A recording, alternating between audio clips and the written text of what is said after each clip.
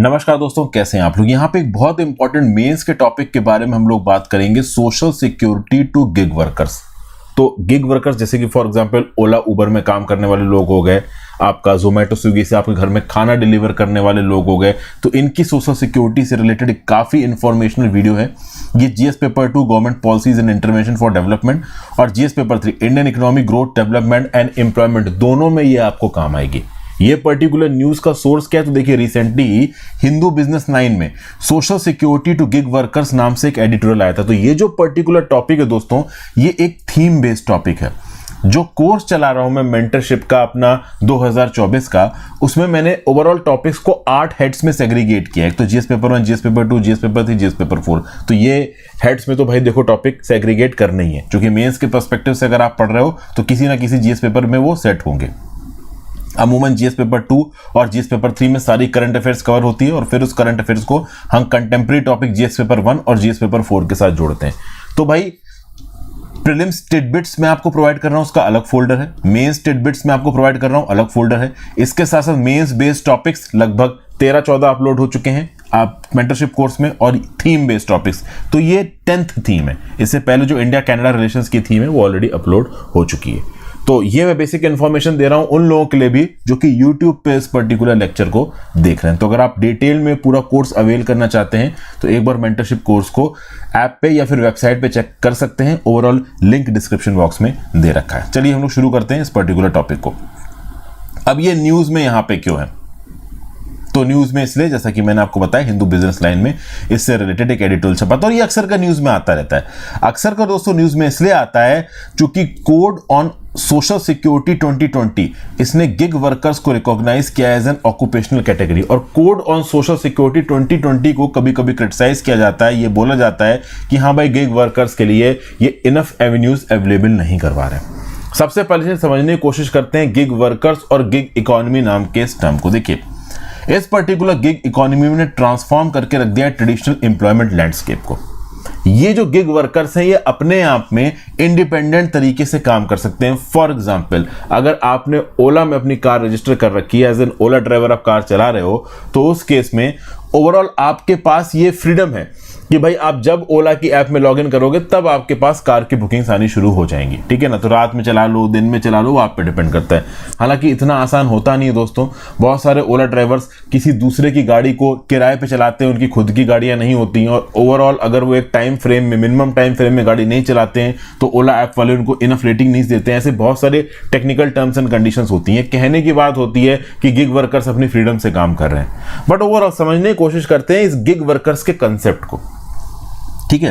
तो बेसिकली जो traditional employment का लैंडस्केप था, ट्रेडिशनल एम्प्लॉयमेंट का लैंडस्केप मतलब आपकी नौकरी लगी, अब आपको नौकरी में सुबह 9 से लेकर 7 बजे तक के टाइम पीरियड में, एक फिक्स टाइम पीरियड में जाना है। तो ये जो गिग इकोनॉमी और गिग वर्कर्स वाला कंसेप्ट है, ये इस ट्रेडिशनल लैंडस्केप को तोड़ता है। मतलब कोई फिक्स्ड टाइमिंग नहीं है, आप अपने हिसाब से चीजें कर सकते हो। फिर ये जो गिग वर्कर्स हैं इनको कभी कभी चैलेंजेस फेस करने पड़ते हैं एक्सेसिंग सोशल सिक्योरिटी बेनिफिट। चूंकि ऑब्वियस सी बात है ओवरऑल ये गिग वर्कर्स, ऐसा कहा जाता है कि भाई ये अपने टर्म्स एंड कंडीशंस पे काम करते हैं, तो अपने टर्म्स एंड कंडीशंस पे काम करने के कुछ नुकसान है।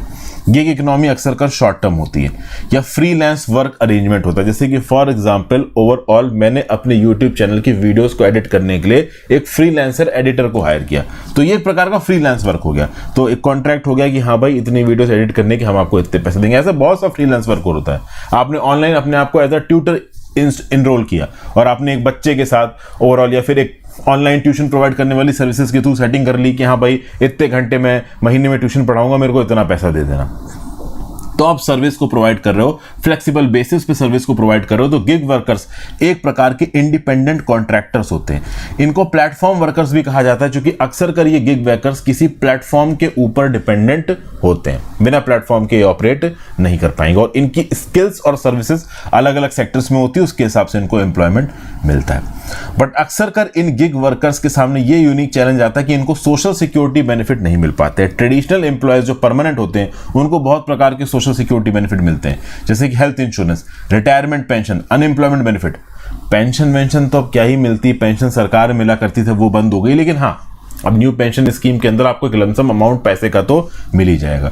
ओवरऑल किसी प्राइवेट कंपनी में भी आपके जा रहे हो तो बहुत सारे केसेस में थोड़ा बहुत आपकी सैलरी में से तनख्वाह काट के एक प्राइवेट हेल्थ इंश्योरेंस की सर्विस तो आपको प्रोवाइड कर ही देंगे। तो इस प्रकार के बहुत से बेनिफिट्स मिलते हैं उन लोगों को जो कि प्रॉपर ऑर्गेनाइज्ड एम्प्लॉयमेंट में काम कर रहे हैं। लेकिन गिग वर्कर्स के पास ये सोशल सिक्योरिटी कवरेज नहीं होता तो वो फाइनेंशियल रिस्क और वल्नरेबिलिटी को एक्सपोज्ड होते हैं। ठीक है, अब इसके रिस्पेक्ट में दोस्तों हम लोग यहां पे थोड़े स्टैटिस्टिक्स को देख लेते हैं। इन स्टैटिस्टिक्स को अपने नोट्स में जरूर इनकॉर्पोरेट कर लीजिए। इंडियन इकोनॉमी ओवरव्यू की बात करता हूं मैं। नीति आयोग की जो रिपोर्ट है वो क्या बोलती है कि भैया 2020-21 में जो इंडिया की गिग वर्कफोर्स थी वो थी 77 लाख। टोटल वर्कफोर्स का ये है लगभग 1.5%। और ये एक्सपेक्टेड है कि 2029-30 तक इंडिया की जो गिग वर्कफोर्स है वो पहुंच पाएगी 2.35 करोड़ वर्कर्स, जो कि टोटल वर्कफोर्स का होगा 4.1%। ये बहुत इंपॉर्टेंट पॉइंट है। गिग वर्कर्स से रिलेटेड, अनऑर्गेनाइज्ड एम्प्लॉयमेंट से रिलेटेड कोई क्वेश्चन आता है ना, ये भैया स्टैट चेप देना सोर्स के साथ कि हाँ भाई नीति आयोग ने अपनी रिपोर्ट में ऐसा बोला है। फिर बॉस्टन कंसल्टिंग ग्रुप ने क्या बोला है कि भैया इंडिया की जो गिग इकोनॉमी है वो अगले 8 से 10 सालों में 90 मिलियन जॉब्स क्रिएट करेगी, 9 करोड़ तक पहुंच जाएगी। मतलब 9 करोड़ नौकरियां अगले 8 से 10 सालों में गिग इकोनॉमी में होंगी। फिर एक इंडस्ट्री रिपोर्ट है 2024 तक सर्विस सेक्टर की जो 75% जॉब्स होंगी ना वो गिग वर्कर्स करेंगे। अर्न्स्ट एंड यंग की रिपोर्ट बोलती है कि जो इंडियन फ्रीलांसर्स है ना वो 24% शेयर रखते हैं ग्लोबल ऑनलाइन गिग इकोनॉमी का। मतलब ऑनलाइन जितने भी ओवरऑल भाई दुनिया भर में ऑनलाइन गिग इकोनॉमी, दुनिया भर की ऑनलाइन गिग इकोनॉमी, दुनिया भर में ओला उबर जैसी ऐप्स चल रही हैं, फूड डिलीवरी ऐप्स चल रही हैं भाई, ओवरऑल ऑनलाइन ट्यूशन पढ़ाई जा रही है। तो ऑनलाइन जितनी भी इकोनॉमी है गिग वर्कर्स की उसका 24% शेयर इंडियन फ्रीलांसर्स की तरफ से जाएगा। ऑब्वियस सी बात है इंडिया की जनता ही 17 से 18% है पूरी दुनिया की जनता की, तो ऑब्वियस सी बात है 24% तो गिग इकोनॉमी में हम लोग कंट्रीब्यूट करेंगे। और फिर एसोचैम का ये बोलना है कि गिग सेक्टर 2024 तक $455 बिलियन पे पहुंच सकता है। भैया ये 5 के 5 पॉइंट्स एक एक लाइन में आपके नोट्स में इनकॉर्पोरेट होने चाहिए। थीम किसके अंदर? गिग वर्कर्स के अंदर। उस थीम के आगे लिख लेना जीएस पेपर 2/जीएस पेपर 3। अगर आप जीएस पेपर वाइज नोट्स बना रहे हो, जीएस पेपर 1 के अलग, जीएस पेपर 2 के अलग, जीएस पेपर 3 के अलग, जीएस पेपर 4 के अलग, तो किसी एक जीएस के पेपर में नोट्स लिखना, दोनों में मत लिखने बैठ जाना। तो अगर आप जीएस पेपर 2 और जीएस पेपर 3 के अलग नोट्स बना रहे हो तो जीएस पेपर 2 में लिख लेना या 3 में लिख लेना, दोनों मत लिखना। मतलब बिना मतलब का डुप्लीकेशन मत करना अपने नोट्स में, क्योंकि ठीक है जब एंड टाइम पे आप रिवाइज करोगे तो जीएस पेपर 2 और जीएस पेपर 3 दोनों रिवाइज करोगे तो नोट्स डुप्लीकेशन ठीक नहीं है। तो आगे चलते हैं। अब यहां पे इंपॉर्टेंट चीज, की drivers of the gig economy, इनको आपको हेडिंग के साथ लिखना है। जैसे फॉर एग्जांपल पहला की ड्राइवर क्या है गिग इकोनॉमी का? Flexibility to work from anywhere. तो ये आपकी हेडिंग हो गई। यहां पे जब आप पॉइंट्स बेसिस पे आंसर लिखोगे मेंस के अंदर तो उन पॉइंट्स के स्पेसिफिक हेडिंग्स होनी चाहिए। तो यहां पे हो गया flexibility to work from anywhere, और इस हेडिंग के अंदर आप आराम से भर सकते हो। तो एम्प्लॉयर अपने बेस्ट टैलेंट, मतलब बेस्ट टैलेंट के हिसाब से ओवरऑल एक वर्कर को हायर कर सकता है। उस वर्कर की फिजिकल प्रेजेंस बहुत सारे केसेस में जरूरी नहीं है। समझ गए बात को? तो जैसे कि आपने देखा होगा आज की डेट में बहुत सारे ऑनलाइन टीचिंग प्लेटफॉर्म चल रहे हैं। तो इन टीचिंग प्लेटफॉर्म में जो पढ़ाने वाले टीचर्स हैं जरूरी नहीं है कि वो उस टीचिंग के कोचिंग इंस्टीट्यूट में जाके पढ़ाएं, वो अपने घर बैठे बैठे कंप्यूटर लैपटॉप पे भी पढ़ा सकते हैं। फिर दूसरा point, dynamic nature and changing approach of the work. यहां पे भाई ओवरऑल एक यूथ कोई सी भी नौकरी मिल गई वो नहीं कर रहा है, वो अपने इंटरेस्ट के हिसाब से नौकरी ढूंढ रहा है, अपने इंटरेस्ट के हिसाब से वर्क को परफॉर्म करना चाहता है और रेगुलर और फिक्स्ड रूटीन इंप्लॉयमेंट नहीं करना चाहता। जब उसको टाइम मिला तब उसने काम कर लिया। तो ये डायनेमिक नेचर और changing approach of the work को दिखाता है, ये हेडिंग नोट्स में। फिर अगला, बिजनेस मॉडल एंड टेक्नोलॉजी। बहुत अलग अलग प्रकार के बिजनेस मॉडल्स एग्जिस्ट करते हैं, जैसे fixed fee model, time and effort model, actual unit of work delivered model. अब आप ये सेल्फ एक्सप्लेनेटरी है। फिक्स्ड फी मतलब इतना काम का इतना पैसा, टाइम एंड एफर्ट मतलब तुमने इतना टाइम दिया, इतना एफर्ट मारा, उसका इतना पैसा, कितना यूनिट काम किया उसका इतना पैसा। तो जो एम्प्लॉयर्स हैं वो एक मॉडल चुनेंगे, उसके हिसाब से वर्कर्स हायर करेंगे, उसके हिसाब से रिम्यूनरेशन देंगे, और ऑब्वियसली बात है स्किल्ड बेसिस पे ओवरऑल यहाँ पे जो लोग काम कर रहे हैं वो अपनी एफिशिएंसी के हिसाब से रिम्यूनरेशन लेंगे। फिर आगे आ जाते हैं, इमर्जेंस ऑफ स्टार्टअप कल्चर। ये जो गिग इकोनॉमी है ना वो ओवरऑल एक फोर्स देती है स्टार्टअप्स को आगे बढ़ाने का। ये जो स्टार्टअप्स हैं ये शुरू होते हैं, इन स्टार्टअप्स के अंदर नए आप कह लो टैलेंट की जरूरत है, नए यूथ आप कह लो की जरूरत है। तो उस यूथ में जो हाईली स्किल्ड वर्कर्स हैं उनको कॉन्ट्रैक्ट बेसिस पे हायर किया जाता है और ये कॉन्ट्रैक्ट बेसिस पे आके काम करते हैं, ठीक है ना। तो ये चीज़ है। ये अपने ऑपरेशनल और अदर फिक्स्ड कॉस्ट को भी सिंक्रोनाइज कर सकते हैं। कॉन्ट्रैक्ट बेसिस पे स्टार्टअप कल्चर के अंदर गिग इकोनॉमी वाले वर्कर्स को नौकरी भी मिल जाती है, और ओवरऑल बहुत सारे केसेस में इस गिग इकोनॉमी वर्कर्स को बहुत सारे सोशल सिक्योरिटी बेनिफिट्स भी नहीं प्रोवाइड करने पड़ते हैं सोशल स्टार्टअप्स को, लेकिन वो अपने आप में निगेटिव पॉइंट भी, आगे निगेटिव पॉइंट में उसकी बात करेंगे। फिर डेमोक्रेटाइजेशन ऑफ जॉब्स, मतलब यहाँ पे एंट्री बैरियर्स बहुत कम है, जॉब क्रिएशन का पोटेंशियल बहुत ज्यादा है इस पर्टिकुलर गिग इकोनॉमी में। ओके, बेटर इनकम अपॉर्चुनिटीज भी है, ठीक है ना। तो पहले नॉन प्लेटफॉर्म जॉब्स में आपको पर्टिकुलर किसी कंपनी में जाके सुबह 9 से 6 बैठना था, अब वो चीज यहां पे नहीं है, ठीक है। सोशल सिक्योरिटी बेनिफिट्स भले आपको बहुत सारे केसेस में नहीं मिल रहे हैं, बट एंट्री बैरियर्स लेस हैं। आप आसान शर्तों पे नौकरी पे लग सकते हो और अच्छा परफॉर्म किया तो अच्छा पैसा भी कमा सकते हो। तो गिग इकोनॉमी के बेनिफिट सबको जाते हैं, तो कंज्यूमर्स को जाते हैं, कंज्यूमर्स को चीपर गुड्स एंड सर्विसेज मिलती हैं, ग्रेटर कन्वीनियंस मिलती है, पर्सनलाइज सर्विस प्रोडक्ट्स। अब आप देखो फॉर एग्जाम्पल अर्बन क्लैब की मैं एग्जाम्पल दूं, अर्बन क्लैब दिल्ली मुंबई जैसे शहरों में काम कर रहा है। अर्बन क्लैब के अंदर लेडीज क्या है कि भैया पार्लर से कोई ब्यूटिशियन बुलवा लिया, ठीक है ना, ठीक है। अब तो सुनने मारा कि बहुत प्रकार की सुविधाएं दी जाती हैं इस प्रकार के अर्बन क्लैब जैसे प्लेटफॉर्म। तो ये मैंने बस एक एग्जाम्पल बताया। तो भैया कस्टमर्स बैठे बैठे अपने घर में, कंज्यूमर्स बैठे बैठे अपने घर में अलग अलग प्रकार की सर्विसेज को अवेल कर सकते हैं, ओके, और सस्ते दाम में अवेयर कर सकते हैं। और सबसे खास बात यहाँ पे ये है कि increased consciousness on consumer demand. तो चूंकि कंज्यूमर की डिमांड ज्यादा है, तो जो सर्विस प्रोवाइड करने वाले लोग हैं वो क्वालिटी वगैरह का भी ध्यान रखते हैं। वर्कर की बात करें तो वर्कर को भैया फ्लेक्सिबल वर्किंग आवर्स मिलते हैं। तो भैया वर्कर अपने हिसाब से काम चलाना चाहता है, कोई रात में टैक्सी चलाना चाहता है, कोई दिन में चलाना चाहता है, कोई दिन में केवल 4 घंटे चलाना चाहता है, जो कि बाकी टाइम वो स्टूडेंट है, पढ़ रहा है, तो उसको यहाँ पे फ्लेक्सिबिलिटी मिलती है, ठीक है ना।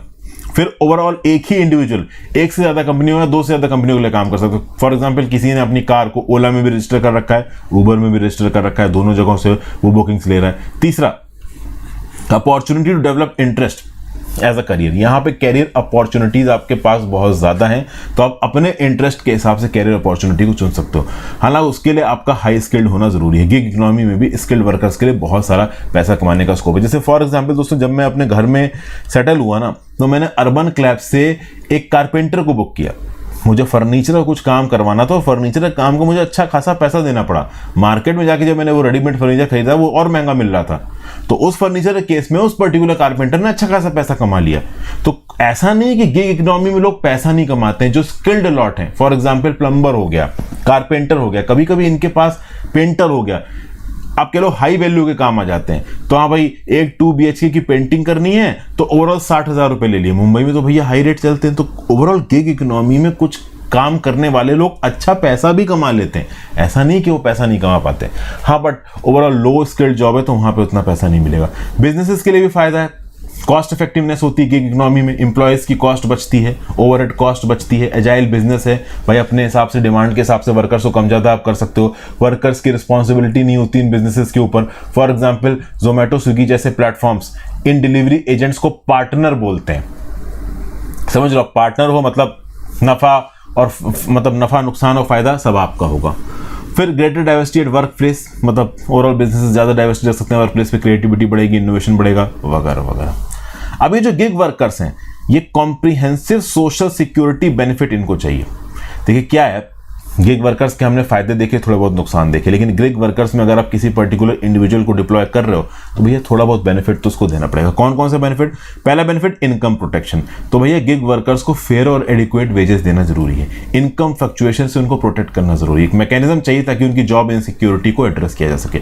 इनकम प्रोटेक्शन ओवरऑल देखिए यहां पे अपने नोट्स में लिखिए, okay, gig workers require an assurity for comprehensive social security benefits. Some of these benefits are listed as below. पहला बेनिफिट इनकम प्रोटेक्शन, उसके अंदर आप भर देना जब एग्जाम में क्वेश्चन आए। दूसरा हेल्थ एंड वेलबींग, भैया अफोर्डेबल हेल्थ केयर सर्विसेज का एक्सेस होना चाहिए। वो कैसे होगा? तो प्रॉपर इंश्योरेंस अवेलेबल करवाया जाए इन गिग वर्कर्स को, उनको मेंटल हेल्थ सपोर्ट प्रोवाइड किया जाए, इनके वेलबींग के इनिशिएटिव चलाए जाए प्लेटफॉर्म के द्वारा वगैरह वगैरह। तीसरा पॉइंट नोट्स में इनकॉर्पोरेट करिए रिटायरमेंट एंड पेंशन। तो रिटायरमेंट सेविंग ऑप्शंस और पेंशन का ऑप्शन होना चाहिए। पेंशन नहीं तो कम से कम रिटायरमेंट सेविंग ऑप्शन तो होनी चाहिए, जिससे गिग वर्कर्स अपनी लॉन्ग टर्म फाइनेंशियल स्टेबिलिटी को एश्योर्ड समझे कि भैया पूरी वर्किंग एज में उन्होंने काम किया और वर्किंग एज के एंड में ओवरऑल उनको कुछ ना कुछ यूजफुल मिला। चौथा ऑक्यूपेशनल सेफ्टी एंड इंश्योरेंस, भैया वर्क प्लेस सेफ्टी का इंश्योरेंस कवरेज प्रोवाइड करना बहुत ज्यादा जरूरी है। क्या होता है, फॉर एग्जाम्पल एक स्विगी का फूड डिलीवरी प्लेटफॉर्म पे काम करने वाला इंडिविजुअल है, अब वो गाड़ी चला रहा है, टू व्हीलर चला रहा है, तो एक्सीडेंट होने के चांसेस रहते हैं ना। तो ऐसे केसेस में अपने काम के दौरान अगर कोई दुर्घटना हो जाती है तो उस कंटेक्स्ट में, उस दुर्घटना के रिस्पेक्ट में उस पर्टिकुलर इंडिविजुअल का इंश्योरेंस होना चाहिए, ताकि वो अगर अपनी फैमिली का ब्रेड अर्नर है अकेला तो उसकी फैमिली को कुछ मदद मिल सके। ठीक है ना। तो ऑक्यूपेशनल सेफ्टी और इंश्योरेंस के भी यहां पे आपको कुछ इंतजाम करने पड़ेंगे। ठीक है। फिर हम बात करेंगे चैलेंजेस, गिग इकोनॉमी के चैलेंजेस। एक तो हम बात करेंगे लीगल एंड रेगुलेटरी फ्रेमवर्क की। ये जितने भी मैं आपको हेडिंग बता रहा हूं ना, ये हेडिंग आपके नोट्स में जरूर होनी चाहिए। मैंने हमेशा आपको बताया आंसर राइटिंग में भैया आपका इंट्रोडक्शन, कंटेंट और कंक्लूजन। ठीक है ना। मैं मेंस आंसर राइटिंग की प्रैक्टिस में वैसे तो अभी के लिए ओवरऑल इस समय पे, जिस समय पे मैं वीडियो रिकॉर्ड कर रहा हूं, जो लोग भी प्रीलिम्स बच्चे क्वालिफाई कर रखे हैं उनके डाटाबेस को कंपाइल कर रहा हूं, उनके लिए टेस्ट पेपर बनवा रहा हूं 2-3, उनके आंसर्स वगैरह चेक करूंगा। आप में से भी जो लोगों ने मेरा मेंटरशिप कोर्स 2024 ज्वाइन किया है, इसमें जो भी प्रीलिम्स सॉल्व मतलब क्वालिफाई करेगा उसको free of cost test paper बना के उसके आंसर चेकिंग करना मेरा काम है, और मैं ही आंसर चेकिंग करूंगा, कोई और नहीं करेगा यहाँ पे। अनटिल अनलेस कि मेरे आप कह लो काम करने की एबिलिबिलिटी के बाहर चले जाएं पेपर। अभी भी लगभग समझ लीजिए 29 बच्चे हैं मेरे साथ जो प्रीलिम्स क्वालिफाई कर रखे हैं, जिनके आंसर पेपर मैं खुद चेक कर रहा हूं इस टाइम पे। ठीक है। और भी 2-3 लोग के मैसेज पड़े हैं तो उनको भी मैं क्वेश्चन पेपर भेज रहा हूं धीरे धीरे करके। तो ओवरऑल अगर आप प्रीलिम्स क्वालिफाई कर ले जाते हो यहाँ पे, तो भाई मेंस की आपकी जो जीएस मेंस की जो टेस्ट सीरीज है वो आपको फ्री ऑफ कॉस्ट मिलेगी, जो भी यहाँ पे प्रीलिम्स क्वालिफाई करते हो और मेरे मेंटरशिप कोर्स में एनरोल्ड है तो। ठीक है। उसके साथ साथ इसी मेंटरशिप कोर्स में मैं कुछ ऐसी वीडियोस भी अपलोड करूंगा जहां पे क्वेश्चंस के आंसर का स्ट्रक्चर कैसे आपको सेटअप करना है वो भी मैं आपको प्रोवाइड करूंगा। ठीक है। और जो भी मैं क्वेश्चंस आपके लिए लेके आएंगे उनके मॉडल आंसर्स भी दूंगा। चलिए वापस आ जाते हैं लीगल एंड रेगुलेटरी फ्रेमवर्क। अभी के समय पे जो लेबर लॉज एग्जिस्ट करते हैं, they are not adequate to address the unique nature of gig work. Gig work के यूनिक नेचर को ओवरऑल एड्रेस करने के लिए प्रॉपर पॉलिसीज की जरूरत है, पॉलिसी फ्रेमवर्क्स लाने की जरूरत है, नए लीगल फ्रेमवर्क्स लाने की जरूरत है, ताकि गिग वर्कर्स को आप एप्रोप्रिएट सोशल सिक्योरिटी कवरेज दे सको। मतलब कहने का मतलब ये कि कोड ऑन सोशल सिक्योरिटी 2020 ऐसा नहीं कर पा रहा, तो हमें एक प्रॉपर लीगल रेगुलेटरी फ्रेमवर्क लाने की जरूरत है। फिर जरूरत है यहाँ पे फाइनेंशियल वायबिलिटी और कॉस्ट शेयरिंग। भैया सस्टेनेबल फंडिंग सोर्सेज यहाँ ढूंढना जरूरी है for social security benefits is crucial. भैया बैलेंस करना रिस्पॉन्सिबिलिटी को of cost sharing between gig workers, platforms in the government is essential to assure affordability and fairness. भाई देखिए क्या है, जब आप किसी गिग वर्कर को सोशल सिक्योरिटी दे रहे हो तो आप उस गिग वर्कर से ये एक्सपेक्ट नहीं कर सकते कि अपनी सोशल सिक्योरिटी का पूरा खर्चा वो उठा लेगा। भाई वो कम तनख्वाह में काम कर रहा है, कितना ही पैसा मिलता है ओवरऑल गिग प्लेटफॉर्म पे जो अनस्किल्ड काम करने वाले लोग हैं। तो उस केस में उसकी सोशल सिक्योरिटी से रिलेटेड जो भी इंश्योरेंस कवरेज है, जो भी एनपीएस, जो भी स्कीम आप लेके आ रहे हो, उसके लिए थोड़ा खर्चा वो गिग वर्कर करेगा, थोड़ा खर्चा वो एम्प्लॉयर करेगा जो कि उसको हायर कर रहा है, और थोड़ा खर्चा यहाँ पे सरकार को करना चाहिए। तो गिग वर्कर्स जो प्लेटफॉर्म्स जिन पे वो गिग वर्कर्स काम कर रहे हो, सरकार इन सब को मिलके सोशल सिक्योरिटी के लिए सस्टेनेबल फंडिंग रिसोर्सेज लेके आने हैं इन गिग वर्कर्स के लिए। फिर भैया आपको डिफाइन करना है और क्लासिफिकेशन करना है गिग वर्कर्स का। Gig economy billions of dollars में, तो बेसिकली गिग वर्कर्स के एम्प्लॉयमेंट स्टेटस को पहली बात तो आइडेंटिफाई करना, और ओवरऑल जो भी एम्प्लॉयमेंट्स के हद है गिग वर्कर्स के लिए उनको क्लियर डेफिनेशन और क्राइटेरिया प्रोवाइड करना। इसके बेसिस पे सोशल सिक्योरिटी बेनिफिट्स की एलिजिबिलिटी तय की जा सकती है। उसके बाद एक्सेस एंड आउटरीच। भैया आपको एफर्ट्स करने हैं ताकि जो गिग वर्कर्स हैं they are aware of and can easily access social security benefits. तो जो भी गिग वर्कर की तरह काम कर रहा है, सरकार ने उसके लिए जो भी अच्छे नियम कानून और ओवरऑल एवेन्यूज अवेलेबल करवाए हैं, उसका एक्सेस भी उस गिग वर्कर को आराम से मिलना चाहिए। डिजिटल डिवाइड और लैंग्वेज बैरियर जैसी चीजें उसके आड़े नहीं आनी चाहिए। फिर स्ट्रेसफुल सिचुएशन फॉर वर्कर्स। भैया देखिए वर्कर्स के सामने लैक ऑफ जॉब सिक्योरिटी है, इरेगुलरिटी ऑफ वेजेस है, अनसर्टेन एम्प्लॉयमेंट स्टेटस है, ये सिग्निफिकेंट चैलेंजेस हैं जो कि गिग इकोनॉमी में वर्कर्स फेस करते हैं। अवेलेबिलिटी ऑफ वर्क में सर्टेनिटी नहीं है, कभी कभी इनकम आई कभी नहीं आई, कभी काम मिला कभी नहीं मिला, उसके चलते उनको स्ट्रेस होता है, प्रेशर होता है, इसको कम करने की जरूरत है। तो ये स्ट्रेसफुल सिचुएशन वर्कर्स के लिए एड्रेस करने की जरूरत है। और यहां पे मैं एक पॉइंट बोलना चाहता हूं, अगर हम कुछ ऐसा कर सके कि इस प्रकार की स्ट्रेचफुल सिचुएशन एक रजिस्टर्ड गिग वर्कर के पास आती है तो उसके लिए कुछ यूनिवर्सल बेसिक इनकम जैसा कंसेप्ट लेके आया जा सकता है। इसके बाद मैं यूनिवर्सल बेसिक इनकम का ये टॉपिक भी आपके साथ डिस्कस करूंगा मेंटरशिप कोर्स में। ओके, फिर बात करते हैं issue of algorithmic management and ratings. भाई समझिए आपने देखा होगा कि कोई जोमेटो का डिलीवरी एजेंट आपके घर में आया, जैसे मैं अक्सर कर जोमेटो से ऑर्डर करता हूं, तो जब वो एजेंट आता है तो वो एंड में बोलता है सर एक अच्छी सी रेटिंग दे देना, सर 10 रुपए मिलते हैं या 25 रुपए मिलते हैं या फिर ओवरऑल एडिशनल इंसेंटिव्स मिलते हैं। तो बेसिकली ये क्या है, ये एल्गोरिथमिक मैनेजमेंट प्रैक्टिसेस हैं। ओला का आप कह लो राइड खत्म हुई तो सर रिव्यू दे दो, ठीक है। तो बेसिकली ये जो एल्गोरिथमिक मैनेजमेंट और रेटिंग्स हैं, ये ओवरऑल इन वर्कर्स के दिमाग पे प्रेशर डालता है। वर्कर यहाँ पे रिम्यूनरेटिव एक्टिविटीज के लिए काम करते हैं। होता है ना कि तुमने ये अच्छा किया ओवरऑल, जैसे कि आप ओला या स्विगी में ओला और या फिर उबर में बुक करो तो हाँ भाई this particular driver has this much amount of 5+ rating rights.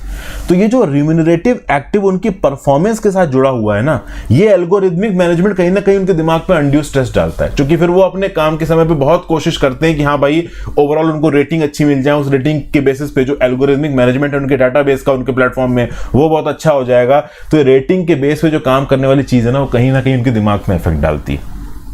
फिर भाई रिड्यूस्ड अपॉर्चुनिटी टू वुमेन, हमारी इंडियन सोसाइटी का पैट्रियार्कल नेचर है, तो सोशल नॉर्म्स के डिसएडवांटेज के चलते कई बार गिग इकोनॉमी में प्रॉपर तरीके से वुमेन पार्टिसिपेट नहीं कर पाती ड्यू टू देयर पॉवर्टी और इंटरसेक्टिंग इनइक्वालिटीज, या फिर लेस एक्सेस टू एजुकेशन या लेस वर्क एक्सपीरियंस, या फिर कई बार तो क्या होता है कि भाई लेडी टैक्सी कैसे चलाएगी, लेडी ओला और उबर कैसे चलाएगी, या स्विगी में कैसे डिलीवरी करेंगी, इस प्रकार की चीजें भी बहुत निकलती हैं। फिर यहां पे ओवरऑल एक रिपोर्ट है, वेसो report, Indian labour organisation 2021। Report का फुल फॉर्म क्या है, world employment and social outlook. इसको रिलीज कौन करता है, तो इंटरनेशनल लेबर ऑर्गेनाइजेशन करता है। ये प्रीलिम्स के रिस्पेक्ट में इंपॉर्टेंट सवाल है, प्रीलिम्स के नोट्स कहीं यहां बना रहे हो तो लिख लो, world employment and social outlook. ये जो रिपोर्ट है, इसको ट्रेंड्स रिपोर्ट्स भी बोलते हैं, ये बेसिकली ILO रिलीज करता है। तो ये पॉइंट आउट ये करता है कि वुमेन को भले ही डिजिटल लेबर प्लेटफॉर्म पे काम मिल जाता है, लेकिन ऑनलाइन वेब बेस्ड प्लेटफॉर्म में अगर 10 वर्कर हैं तो केवल 4 वुमेन होंगी, और लोकेशन बेस्ड प्लेटफॉर्म में तो 10 वर्कर हैं तो केवल 1 वुमेन होगी। आई होप की बात करते हैं platformisation for all occupations and industries. देखिए क्या है, बिजनेसेस को प्लेटफॉर्म्स के थ्रू अवेलेबल कराना। बहुत सारे पॉइंट्स यहां पे, ये देखिए ये जो रिकमेंडेशंस हैं ये नीति आयोग द्वारा दी गई हैं। ओके, तो जब हम रिकमेंडेशंस की बात कर रहे हैं तो पहला बोला जा रहा है कि जितने भी ऑक्यूपेशंस और इंडस्ट्रीज हैं उनको किसी ना किसी प्लेटफॉर्म के थ्रू लोगों तक पहुंचाओ। इससे क्या होगा, बिजनेस ज्यादा एक्सेसिबल होगा। ठीक है, तो इस कंटेक्स्ट में अगर आप देखो, इसका एग्जाम्पल मैं आपको समझाने की कोशिश करता हूं। Ministry of labour and employment government of India ने अगस्त 2021 में लॉन्च किया ई श्रम पोर्टल। ठीक है ना भाई, ये ई श्रम पोर्टल अपने आप में फर्स्ट अवर डाटाबेस है ऑर्गेनाइज्ड वर्कर्स का, कंस्ट्रक्शन वर्कर्स का, गिग वर्कर्स का, प्लेटफॉर्म वर्कर्स का, माइग्रेंट वर्कर्स का। अब एक बार इस ई श्रम पोर्टल पे सारे वर्कर का डाटा आ गया, उनका थोड़ा बहुत स्पेशलाइजेशन पता चल गया, तो अब आप देखो क्या है, जितने भी बिजनेसेस हैं, बड़े बड़े बिजनेसेस, अगर वो बिजनेसेस भी अपने आप को किसी प्लेटफॉर्म को इस ई श्रम पोर्टल के साथ जोड़ देते हैं तो पोटेंशियल मैचेस हम यहां पे लेके आ सकते हैं। तो एक पर्टिकुलर प्लेटफॉर्म के थ्रू अपना कोई धंधा चला रहा है, कोई बिजनेस चला रहा है, उसने अपना प्लेटफॉर्म बनाया और ई श्रम पोर्टल में वर्कर्स रजिस्टर्ड हैं और दोनों को हमने मैच करा दिया, तो उस प्लेटफॉर्म के वर्कर्स को ई श्रम पोर्टल के साथ हमने मैच करा दिया, तो इससे ओवरऑल वर्कर्स की एम्प्लॉयबिलिटी बढ़ेगी। जो भी ई श्रम पोर्टल पे वर्कर्स आपके रजिस्टर्ड हैं उनको जल्दी ही पोटेंशियल मैच मिल जाएगा किसी प्लेटफॉर्म पे काम का। ये बस मैं आपको एग्जांपल दे रहा हूं तो आप समझ पाओ कि ये प्लेटफॉर्माइजेशन ऑफ ऑल ऑक्यूपेशन और इंडस्ट्री का मतलब क्या है। जितनी भी बिजनेसेस में नौकरियां अवेलेबल हैं उनको आप प्लेटफॉर्म के थ्रू लिस्ट करो और फिर ई श्रम पोर्टल जैसा एक डाटाबेस बना लो और फिर दोनों को कोरिलेट कर पा लो। इससे क्या है, एंट्री बैरियर्स हट जाएंगे, एक लेवल प्लेइंग फील्ड बन जाएगा सारे स्टेक होल्डर्स के लिए। फिर अगला क्या है, promote entrepreneurship and ease of doing business. I hope आप यहां पे प्रॉपर हेडिंग्स के अंदर आप ये लिख रहे हो, जैसे कि रिकमेंडेशंस ऑफ नीति आयोग, तो आपने हेडिंग लिखी होगी platformisation of all occupations and industries. दूसरा, promote entrepreneurship and ease of doing business. इस प्रकार की हेडिंग्स आप लिख रहे हो। ये जो पर्टिकुलर पीडीएफ है ये आपको मेंटरशिप कोर्स में मेन सेक्शन में मिल जाएगी, आप वहां से भी नोट्स बना सकते हो। यहां पे जो मैं वीडियो में पढ़ा रहा हूं वो बस सुनते चलो, ठीक है भाई। तो promote entrepreneurship and ease of doing business में क्या करना है, तो एक प्लेटफॉर्म इकोनॉमी के अंदर एक लाइट टच रेगुलेटरी अप्रोच रखनी है। मतलब गवर्नमेंट को काम करने में, बिजनेसेस में ज्यादा इंटरफेयर नहीं करना है, ठीक है ना। प्लेटफॉर्म बेस्ड बिजनेसेस को गवर्न करना और प्रॉपर तरीके से इंडिया के अंदर प्रमोट करना है। तो भैया आज की डेट में जो मल्टीसिप्लिसिटी ऑफ पॉलिसीज है, बहुत सारी अलग अलग मिनिस्ट्रीज एक ही प्रकार की इंडस्ट्री को 4 तरीके से रूल्स रेगुलेशन चला रही हैं, इसको स्ट्रीमलाइन करने की जरूरत है, सिंप्लीफाई करने की जरूरत है, तब जाके माइक्रो एंटरप्रेन्योरियल अपॉर्चुनिटीज पैदा होंगी और आत्मनिर्भर भारत को एक बूस्ट मिलेगा। ठीक है ना। तो प्रमोट एंटरप्रेन्योरशिप और ईज ऑफ डूइंग बिजनेस के अंदर आपको ये रखना है। फिर अगला हेडिंग ये लिखिए, skill training and enhancement, skilling upskilling और रीस्किलिंग प्रोग्राम चलाने हैं। 21वीं शताब्दी की जॉब्स के हिसाब से इस पर्टिकुलर प्रोग्राम्स को फोकस करना है, सिंक्रोनाइज करना है। केवल रोट लर्निंग करा के, किताबें पढ़ा के, एकेडमिक नॉलेज दिमाग में ठूस के आप ज्यादा कुछ अचीव नहीं कर सकते। इसीलिए नई नेशनल एजुकेशन पॉलिसी लाई गई है जो कि रोट लर्निंग और एकेडमिक नॉलेज से हमें अलग लेके जाती है। तो ओवरऑल इस नेशनल एजुकेशन पॉलिसी के थ्रू पढ़े हुए जो गिग वर्कर्स हैं वो आगे आने वाले समय में काफी ओवरऑल पोटेंशियल रखेंगे। तो ये जो update the school and university curriculum वाला पॉइंट लिख रखा है ना, ये कहीं ना कहीं नेशनल एजुकेशन पॉलिसी के साथ भी जुड़ जाएगा। इस तरीके से आपको कॉपी से कोरिलेट करना है, भले यहाँ पीडीएफ में नहीं लिखा है, आपके दिमाग में रहना चाहिए। फिर आगे प्रायोरिटी सेक्टर लैंडिंग, अनसिक्योर्ड जो लोन्स हैं इनको आपको कैटेगराइज करना है। तो बेसिकली गिग वर्कर्स अगर अपना कोई छोटा मोटा माइक्रो एंटरप्रेन्योरियल बिजनेस शुरू करना चाहते हैं तो उनको अगर आप लोन दे रहे हो तो प्रायोरिटी सेक्टर लैंडिंग में आना चाहिए। कितना लोन दिया, ओवरऑल कितना परसेंटेज क्वांटम लोन इसमें बांटा गया, इन सब चीजों को प्रॉपर तरीके से क्वांटिफाई करना जरूरी है। फिर increase benefits and entitlement, paid leaves देना, access to health care facilities देना, health insurance, occupational disease and work accident insurance देना, रिटायरमेंट पेंशन प्लान देना, support to workers in a situation of irregularity of work by providing minimum wages, offering social security fund of a corpus cover to be provided to gig and platform workers. ये सब देखिए यहाँ पे देनी पड़ेगी। फिर एक चीज है RAISE approach for operationalising the code on social security 2020। भैया रेज अप्रोच बहुत इंपॉर्टेंट हो जाती है। ये रेज अप्रोच के बारे में क्वेश्चन आपसे प्रीलिम्स में भी बन सकता है कि व्हाट इज रेज अप्रोच। तो भैया नीति आयोग ने प्रपोज किए 5 pronged RAISE approach to ensure realisation of full access to social security to all gig and platform workers. तो इस रेज में आर क्या है, recognise the varied nature of platform work to design equitable schemes. A क्या है, allow augmentation of social security through innovative financial mechanism. I क्या है भैया, incorporate while designing schemes specific interest of platform factoring the impact on job creation platform business and workers. S क्या है, support workers to subscribe to government schemes and welfare programmes to wide spread awareness campaign. और E क्या है, ensure benefits for readily accessible to worker. अब मैं आपसे ये नहीं बोलूंगा कि ये सब आप एग्जैक्टली अपने नोट्स में उतारो, लेकिन रेज फ्रेमवर्क को याद रखो। जब भी गिग इकोनॉमी या अनऑर्गेनाइज्ड एम्प्लॉयमेंट से रिलेटेड कुछ सवाल आए तो ओवरऑल वे फॉरवर्ड में आप इस पर्टिकुलर रेस को कोट कर सकते हो कि हाँ भाई, वे फॉरवर्ड में नीति आयोग के 5 pronged रेस अप्रोच के हिसाब से चला जा सकता है, जिसमें गिग और प्लेटफॉर्म वर्कर्स की सोशल सिक्योरिटी को ऑगमेंट करने की बात की गई है। इनके लिए स्पेसिफिक डिजाइन स्कीम्स बनाने की बात की जिससे प्लेटफॉर्म के स्पेसिफिक इंटरेस्ट को फैक्टर किया जा सके जॉब क्रिएशन के समय पे, वगैरह वगैरह, जैसे आप पॉइंट्स कोट कर सकते हो। देखिए ये पॉइंट्स तो आपको अपने दिमाग से वहां पे लिखने पड़ेंगे। तो फाइनल समेशन यहां पे कर लेते हैं। बाय गिग और प्लेटफॉर्म इकोनॉमिक रिलेटिवली न्यू और इमर्जिंग सेक्टर, इसका गजब पोटेंशियल है ग्रोथ और एम्प्लॉयमेंट जनरेशन में। इकोनॉमिक सर्वे 2020-21 के हिसाब से इंडिया ऑलरेडी इमर्ज होकर सामने आया है as one of the world's largest countries for flexi staffing, gig and platform. Flexi staffing मतलब ओवरऑल आप वर्कर्स को एक ऑप्शन दे रहे हो कि वो अपने हिसाब से, अपनी शर्तों पे, अपने टाइमों पे काम करें।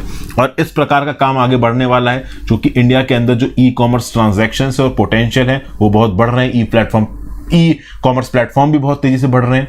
तो भैया यहाँ पे इस चेंजिंग सिनारियो में एसेस करना जरूरी है एम्प्लॉयमेंट जनरेशन पोटेंशियल को for the gig and platform worker, और पॉलिसी मेजर्स को इस प्रकार से डिजाइन करना जरूरी है that they can invigorate efforts from different stakeholders to promote growth along with decent work opportunities in this gig platform sector. तो I hope आपको मजा आया हो दोस्तों, इस लेक्चर में कुछ यूजफुल यहाँ पे जानने को मिला हो। इस प्रकार की मैं 300 से ज्यादा थीम्स आपके लिए पूरे साल में लेके आऊंगा।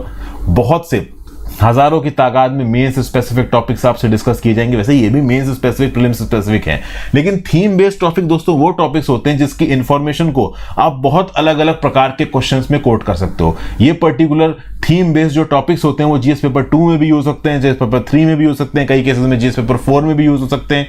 इसीलिए मैंने अपने मेंटरशिप कोर्स में ये जो थीम बेस्ड टॉपिक है इनको अलग रखा है, इनको जीएस पेपर वाइज भी सेग्रीगेट कर दिया है। मेंस बेस्ड टॉपिक्स जो आप कह लो काफी होलिस्टिक है उनको अलग कवर किया है। मेंस बेस्ड टेस्ट बिट्स, छोटे छोटे जो स्टैटिस्टिक्स हैं वो अलग कोट किए हैं, प्रीलिम्स बेस्ड टेस्ट बिट्स अलग कोट किए हैं, और साथ साथ GS paper 1, GS paper 2, GS paper 3 और जीएस पेपर 4 इनके 4 फोल्डर्स भी बना रखे हैं। इसके बाद एक फोल्डर में और बनाऊंगा आंसर राइटिंग को लेकर। तो आई होप आपको इस मेंटरशिप कोर्स में काफी कुछ सीखने को मिला हो। आई होप इस वीडियो से आपको काफी कुछ सीखने को मिला हो। Thank you for watching friends, पढ़ते लिखते रहिए, गुड बाय। चाहे तो एक बार मेंटरशिप कोर्स को चेक कर सकते हैं www.harshitdwedi.com वेबसाइट पे जाके भी चेक कर सकते हैं अपने नंबर से लॉगिन करके, या आप मेरी ऐप को एंड्रॉयड से भी डाउनलोड करके चेक कर सकते हैं। Good bye.